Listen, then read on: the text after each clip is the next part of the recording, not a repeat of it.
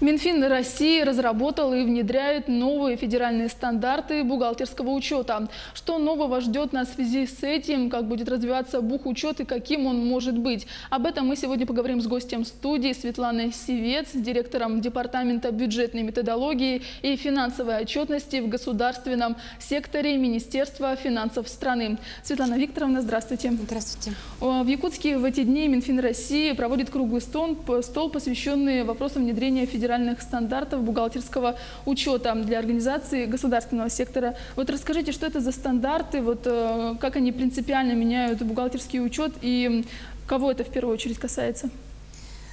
На самом деле федеральные стандарты реализуются для того, чтобы наша методология страны, которая достаточно актуальна, и соответствовала бы международным правилам, международным принципам. И все наши инновации, которые сегодня реализуются с Министерством финансов как государственным регулятором, прежде всего направлены на то, чтобы наша публичная отчетность, которую бюджет представляет, в том числе и для граждан, он максимально достоверно и полно раскрывал информацию о результатах деятельности государственного сектора, о результатах исполнения бюджета, о тех достижениях, которые мы достигли по итогам нашего финансового года, ну и, естественно, о тех ресурсах, которые обладает у нас государство. Поэтому, прежде всего, конечно, это стандарты, направленные на достоверность и максимальную подробность раскрытия данных в соответствии с международной практикой. А вот в связи с чем стал вопрос перехода на федеральные стандарты?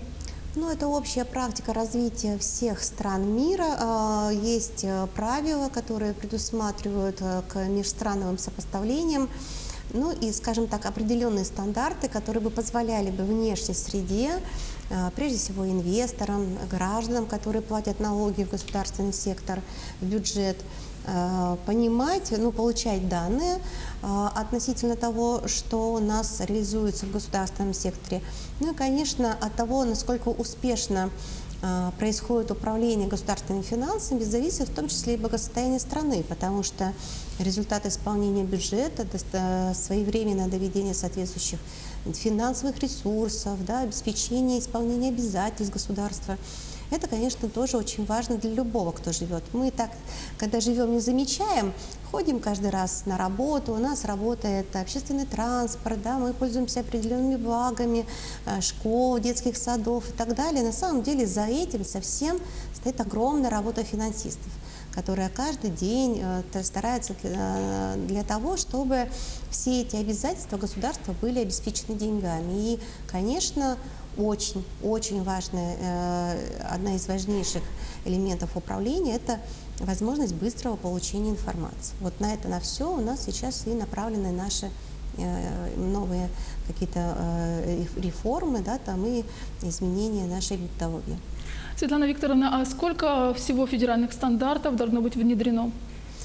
На самом деле, по общей практике, межстрановые стандарты где-то варьируются между 20-30. У нас было принято, исходя из нашей российской практики, 29 стандартов. Утверждена программа развития стандартов, и на сегодняшний день, в общем-то, исходя из практики не только нашей страны, но и ведущих экономик мира, внедрение подобного рода стандартов задействует несколько лет. У нас это предусмотрено сегодня до 2023 года, где уже к 2023 году мы должны соединить наше реформирование государственного сектора с частным сектором. А вот какие основные проблемы возникают у бухгалтеров при переходе на новые стандарты? Во-первых, у нас не страна, а континент, и я сегодня была еще раз удивлена о том, что Саха-Якутия – это такая республика, которая огромна по территории. И поэтому, прежде всего, конечно же, нужно сказать о том, что любые изменения, которые у нас сегодня реализуются, они должны, с одной стороны, происходить очень быстро, а с другой стороны, у нас огромная территория и большое количество профессионалов, которые в этом задействованы.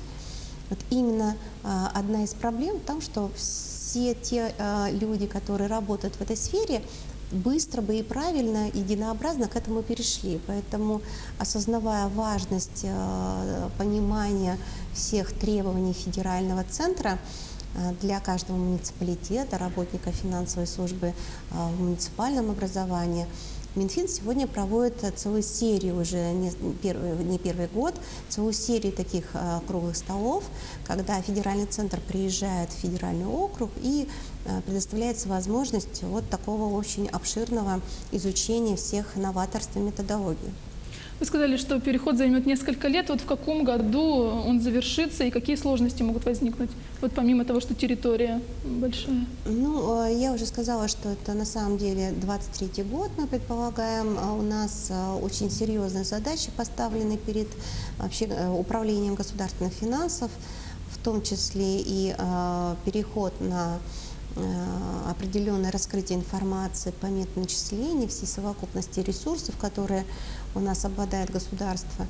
И исходя из этого, конечно же, нам очень важно получать не просто огромный объем информации, а очень оперативную информацию. Именно в этой связи параллельно с внедрением стандартов еще внедряются сегодня подходы перехода на электронный документооборот, на новые технологические регламенты по обработке данных, и это очень важно.